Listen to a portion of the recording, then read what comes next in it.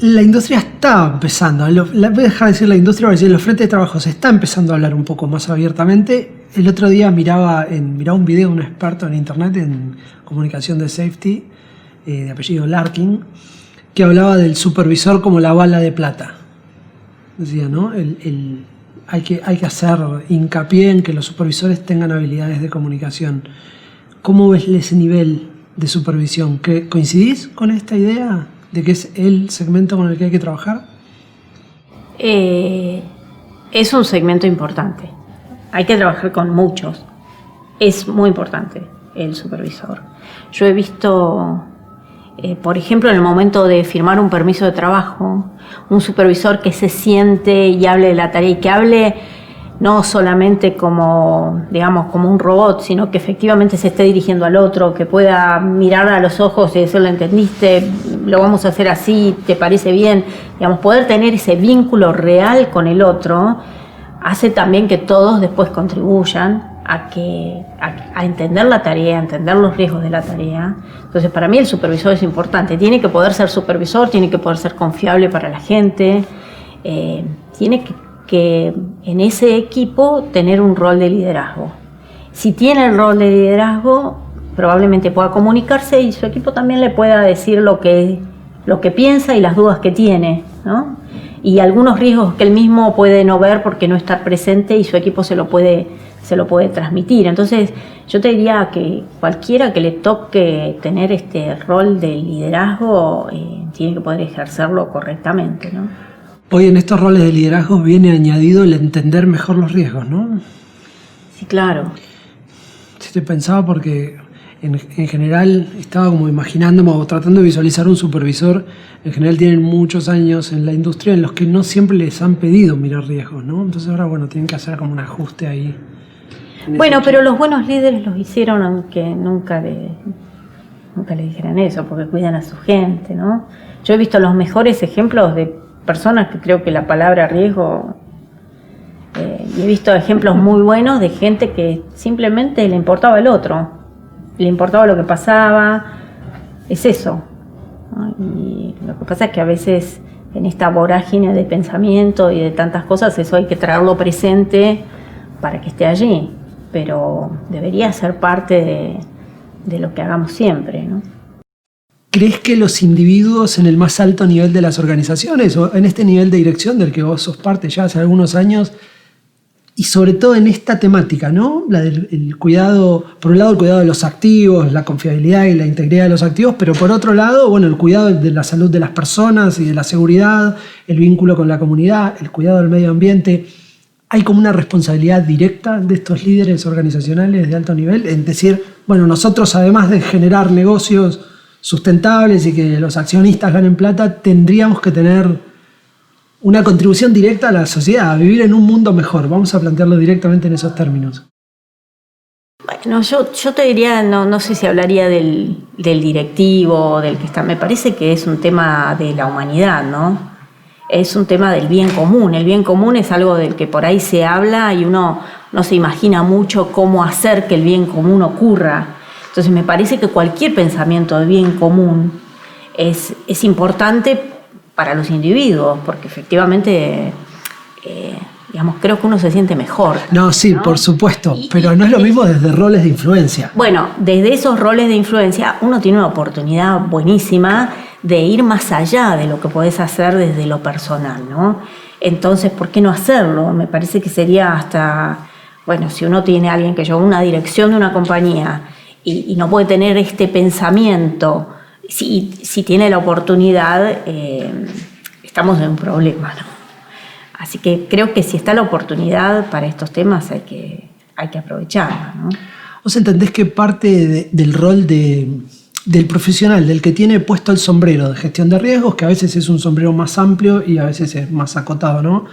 Parte de su rol central, no sé si coincidís o bueno, me interesa saber qué pensás, es influenciar en los niveles más altos de la organización para que esta gente también tome más conciencia y tenga una contribución, que en definitiva es una contribución de alto impacto. Yo particularmente creo que la gestión de riesgos, si alguien tiene una posición en una compañía para trabajar en gestión de riesgos, seguramente esa compañía está esperando que uno lo alerte sobre esos temas.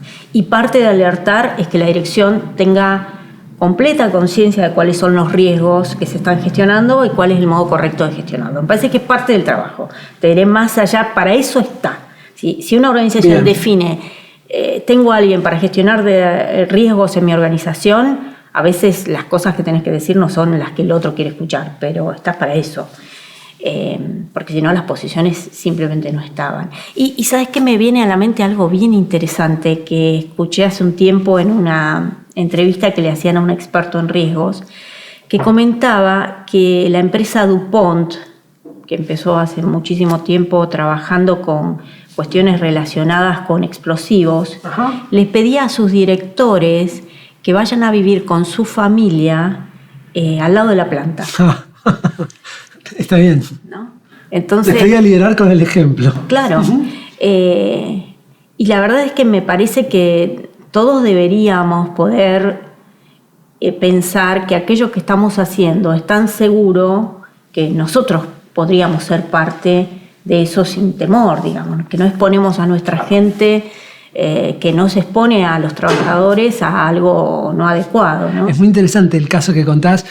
Viste que ahora parte de la discusión social que hay es, bueno, que los ministros o el primer nivel de la política se atiendan a hospitales públicos, por ejemplo, o que sus hijos vayan a los colegios públicos. Es un poco ese paralelo de decir, bueno, el máximo nivel organizacional podría o debería vivir en la comunidad en la que su activo opera. Claro, sí.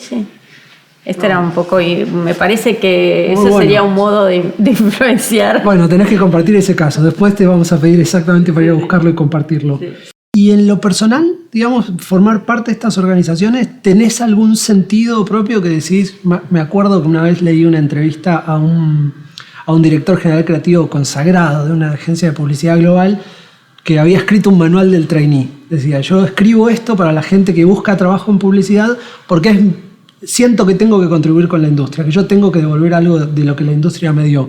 Y yo, como siempre te he visto participar activamente y tratando de aportar valor en estos lugares. ¿Por qué motivo lo haces en lo personal? Más allá del rol que te pueda tocar con la organización, ¿no? Vos en lo personal. Bueno, la verdad es que creo que la sociedad crece a partir del aporte que pueden dar los individuos también, no exclusivamente de lo que el individuo puede obtener para sí, sino de lo que el individuo puede aportar a la sociedad. Yo soy una ferviente defensora, por ejemplo, de la universidad pública. Creo que la universidad pública entrega mucho. Y estas instituciones en general también trabajan con las universidades y entregan a las universidades. Me parece que son justamente asociaciones intermedias que permiten que algo de lo que uno aprende en el transcurso de la carrera llegue al principio a aquellos que están empezando también, ¿no? Yo te diría que es uno de los intereses más importantes que yo tengo, que llegue a las generaciones que siguen, que algún camino que fue transitado no tenga que ser transitado nuevamente, sino que aquellos que vienen vengan desde donde quedó ese conocimiento. Entonces te diré que como uno de los temas es ese, ¿no? Para no seguir con el rulo, empezar toda la historia cada vez. Desde lo personal, creo que este es uno de los temas. Y a veces uno tiene algo para decir también. A veces, pocas veces, ¿no? Porque uno muchas veces está diciendo cosas que nadie tiene por qué escuchar, ni le importan a nadie. Pero a veces uno tiene algo que realmente puede aportar algún valor a que el otro tome ese pensamiento y lo siga elaborando. Entonces, bueno, te diría que eso, ¿no? Es un tema de ayudar a que evolucione el pensamiento en esa temática. Para cerrar el tema de la difusión de la especialidad desde este tipo de organizaciones, ¿Cuál crees que es un desafío que tienen estas organizaciones en América Latina? ¿Se puede pensar en algo así que conecte todas las problemáticas latinoamericanas? ¿Es difícil generar una discusión más regional? ¿O son realidades muy diferentes? Yo creo que tenemos alguna base común que tiene que ver con cómo somos los latinoamericanos, o que somos latinoamericanos, y una cuestión que tiene que ver con el lenguaje, con el idioma. Entonces, tener más discusiones en español seguramente contribuirá a tener más gente formada. El idioma es un tema. Siempre poder trabajar en regiones que tengan temas comunes ayuda bastante.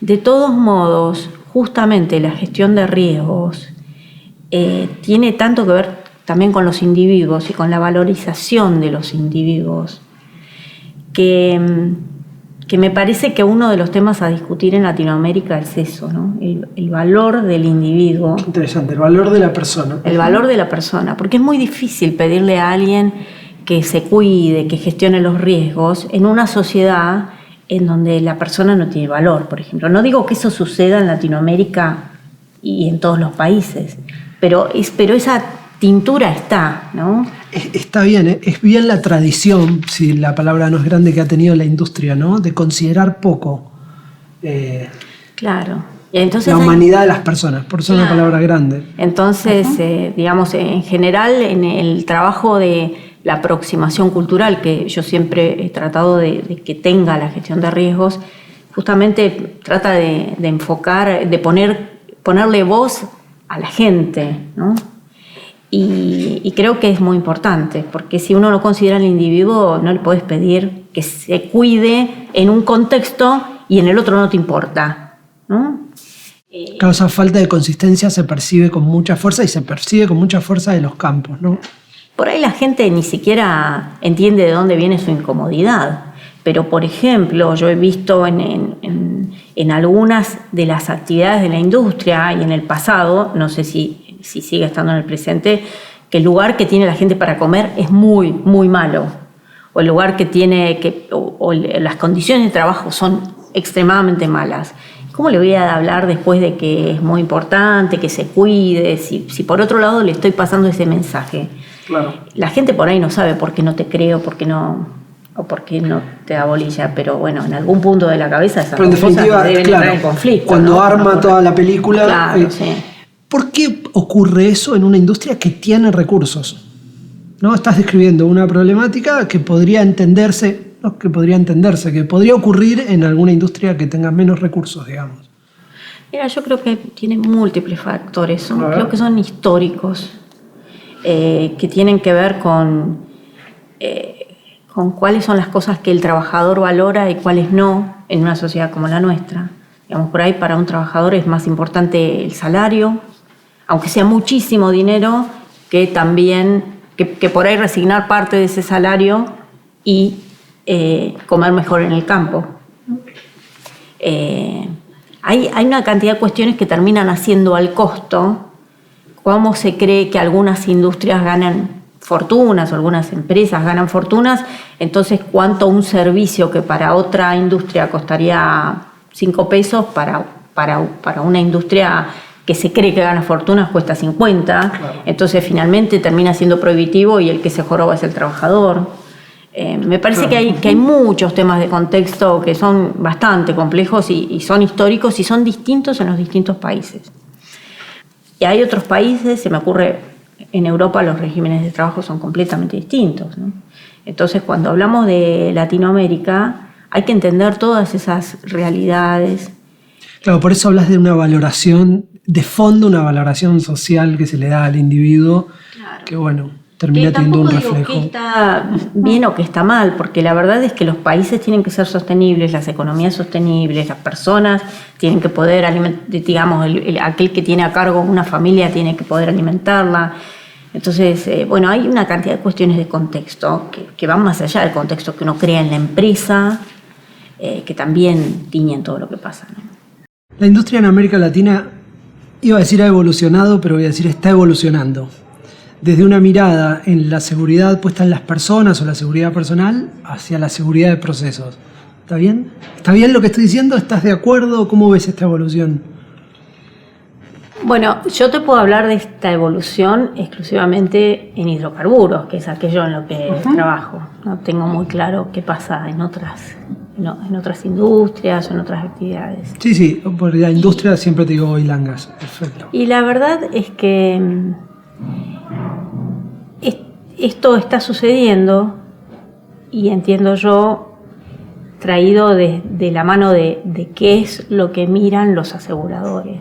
Los aseguradores empiezan a mirar como riesgo, no ya solamente la pérdida de las vidas de las personas, sino la pérdida de los activos, el impacto que puede tener un accidente mayor, más allá de lo que es la pérdida del activo, sino en los terceros involucrados, en los que pueden estar cerca. Y esto levanta un poco la atención de las organizaciones respecto a que, bueno, no podemos seguir gestionando seguridad exclusivamente la seguridad en lo que el trabajador está haciendo, o para que un trabajador no se lastime, o para no tener fatalidades en la industria. Lo cual es muy importante, digamos, primero porque está la vida humana, claro. Y en segundo lugar porque también hoy la repercusión de un accidente fatal no es la misma que había hace 20 años o hace 30 años. Los medios sociales, las redes sociales, lo rápido que va la información, terminan influyendo en otro montón de temas. Entonces hoy hay que seguir trabajando mucho con la seguridad personal, pero los accidentes mayores, que es lo que te trae la seguridad de procesos o la gestión de los riesgos, empezaron a estar también en el radar de aquellos que se preocupan por bueno, efectivamente, cuál es la pérdida máxima que puedes tener, ¿no? Con lo cual, con esta mirada que en el fondo es una mirada económica también, ¿no? La de la seguridad. Definitivamente, sí, definitivamente es una mirada económica. Es una mirada de lo que puedes perder, dónde está tu pérdida máxima. Claro, los accidentes mayores son los que generan esos... Y que te pueden sacar directamente, te sacan de la industria, te sacan del juego. Por eso te puedes quedar afuera del juego. También te puedes quedar afuera del juego por accidentes personales, ¿no? Porque la sociedad no tolera lo que antes toleraba. Claro, pero bueno, es más difícil que te saque del juego, usando tus palabras, un accidente personal. Esta semana repasaba la pérdida económica que tuvo el derrame de Exxon Valdez, $5.000 millones. Uh-huh. Bhopal habían sido $430 millones. Eso, bueno, es en el 84, ¿no? Exxon Valdez, $5.000 millones. BP llevaba, creo que $65.000 millones. Y contando, claro. Eso ha hecho que el más alto nivel de las organizaciones abra los ojos, ¿no? Sí. Eso y lo que han traído estas investigaciones y cómo se han difundido. Porque, por ejemplo, claro, el accidente de Texas City, el de la refinería en Estados Unidos, el Chemical Safety Board fue como muy claro respecto de está mal gestionada la seguridad de procesos en este activo. Y entre otras acciones le pidió a BP que empiece a implementar con un sentido de urgencia las cuestiones de seguridad de proceso. Cuando se produce el accidente de Golfo de México, ese día el día anterior había estado un grupo de la dirección, digamos, felicitando al equipo de trabajo por lo bien que se estaba gestionando la seguridad personal, porque el indicador era un indicador de seguridad personal, ¿no? El día previo al mayor evento ecológico que tuvo. Al mayor evento que tenía BP. Y también lo que surge es, bueno, hay cuestiones que están ligadas a la seguridad de proceso que no estaban consideradas, no estaban en el radar. Y ahí es bien interesante este tema de qué está en el radar y qué no. En general, las empresas presentan ante la sociedad o ante el mundo indicadores de su gestión. Y uno de los indicadores es el económico, qué pasa con sus balances. Y durante muchos años fue aceptado y sigue siendo aceptado como un indicador los días perdidos de trabajar, que es una indicación muy cercana a la seguridad personal, no a la seguridad de proceso. Entonces, cuando el indicador termina indicándote inadecuadamente el síntoma, porque ese es el tema, ¿no? Claro, los indicadores son...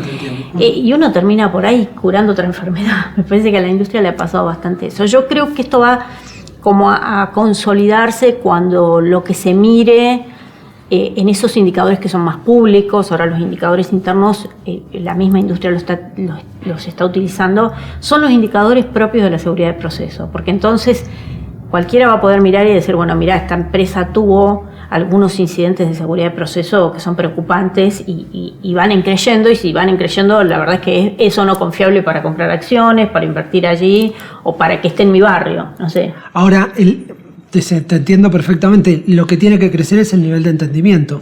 Claro, en general. Claro, en no general, exclusivamente en la industria. Para que esto sea traccionado, y me queda como clarísimo la línea de pensamiento, cuando la sociedad traccione esto va a avanzar rápidamente. Es muy importante que la persona que ocupa ese departamento tenga una visión más amplia del negocio, o es preferible un hiperespecialista. No, definitivamente no es un hiperespecialista. No, no. Digamos, los temas de HCE, igual que otro montón de temas que ocurren, que son parte de la constitución de una empresa, de un negocio, de una industria, tienen que hacer sentido al negocio. Si no tienen sentido para el negocio y si no pueden interpretar adecuadamente la visión de los accionistas, la visión de aquel para quien es el negocio, aquellos para quien es el negocio, no puede ser, digamos. ¿Crees que la industria está avanzando en encontrar estos perfiles y llevarlos a esos roles de dirección de los departamentos o del área que tiene el sombrero para gestionar riesgos? Porque a veces encontrás perfiles que no tienen como una mirada más amplia del negocio, y creo que es porque, antes lo mencionaste, como la industria no siempre ha puesto a estas áreas en la valoración adecuada. Entonces, bueno, lo que tenés en muchas oportunidades es gente que no tiene una visión muy amplia del negocio, sino que, bueno, se ha dedicado a... Sí, para mí hay que empezar con entender qué es lo que uno quiere del área, con entender qué lugar ocupa en la carrera de los individuos. Uno puede pensar que un área como HCE es un paso previo para ocupar posiciones más importantes. La verdad es que a mí me gusta mucho ese modo de pensarlo, porque entonces uno se asegura que aquel líder que llega a liderar lo que le corresponde en algún momento pasó por ahí y entiende el peso de esos temas. Ya estás hablando de una visión donde la alta dirección haya pasado en un recorrido ideal, sí, por una dirección de HCE. Sí. Uh-huh. Por ejemplo, yo me imagino, antes de ser gerente de una planta, pasó por la posición de HCE de la planta, además de las de producción. Claro. No tengo mucho tiempo ni hacer toda la carrera ahí, pero entendió eso. Antes de ser gerente de país, pasó por ahí y entendió qué problemáticas hay. Porque pensar que, por ejemplo, los temas ambientales muchas veces están teñidos por una cantidad de cuestiones políticas, por una cantidad de cuestiones de intereses que se empiezan a confundir con lo ambiental, y por ahí no es tan ambiental, sino que es más bien social. Entonces creo que en todos lados tiene un poco de valor. Y me parece que si uno pudiera pensar como qué lugar ocupan estas posiciones en las carreras también de los individuos, puede hacerlas también más apetecibles y traer individuos que efectivamente quieran pasar por allí. Y hay otra gente que por vocación, ¿no? Pero es muy interesante porque vos decís que la persona tenga el seteo que te produce ocupar un rol.